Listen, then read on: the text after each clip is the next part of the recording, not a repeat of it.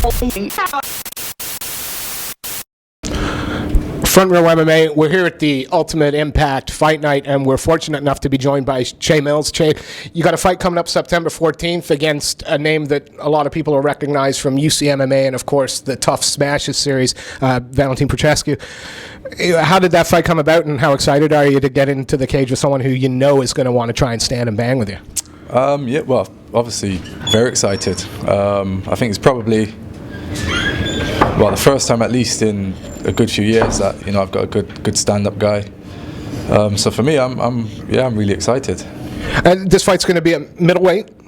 And you again, we had a chat about it, and we won't go over it. Is middleweight where we can expect you to stay now for your fighting career, or are you going to be one of these guys that floats between the two weight classes? No, I think I'll definitely stay at middleweight. I don't think there's any way I can really get back down to 170 now. So yeah, middleweight is for me.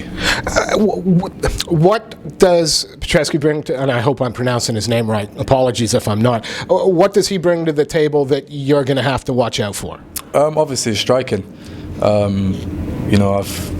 He's a really good striker. I've watched a lot of his fights even before we were due to fight. I always liked his style, a little bit like mine really. So yeah, it should just be a good war. I hate to ask this question because I don't want anyone to think I'm being disrespectful, but it would seem to me as sort of an outsider watching that perhaps your striking is a little more technical. Is that your summation of the fight as well? I'm not trying to cause any grief, honest. To be honest, I don't really think so. It's a compliment that you said that, obviously, but no, I think himself, he's really technical. So yeah, I'm just looking forward to it. Yeah, really looking forward to it. I guess it's just one of those, may the best man win, I guess. The fight is 5 weeks away today. How's training going, and are you doing anything differently from previous camps, or are you keeping everything fairly routine for yourself? No, training's going well. I'm kind of ahead usually of where I usually am in fight camp for this far out, which is good. Yeah, I'm just doing a lot of strength exercises at the moment. Obviously, move up to middleweight. I don't want to just go up to middleweight, and so I'm working on my strength a lot. But yeah, apart from that, everything's pretty much the same. Just working all aspects of MMA every day. So yeah.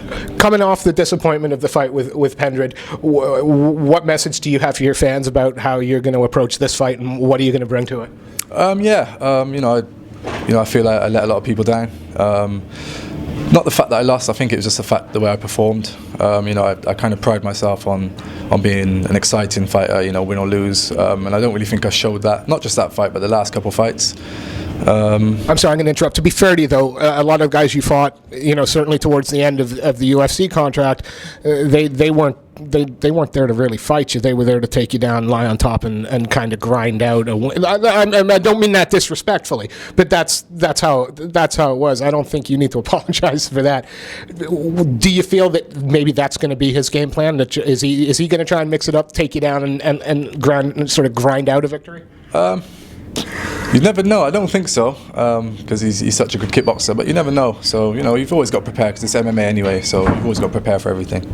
Seeing as we have you here at the Ultimate Impact, and I know the Trojan Free Fighters have a great presence here, and I know that they do a lot of these events. But how important are these amateur events? We've seen a lot of debuting guys and a lot of amateurs that are sort of 1-0 or 2-1. How important is this to MMA in the UK, and why are you here supporting it? Well, first of all, everybody's got to start somewhere.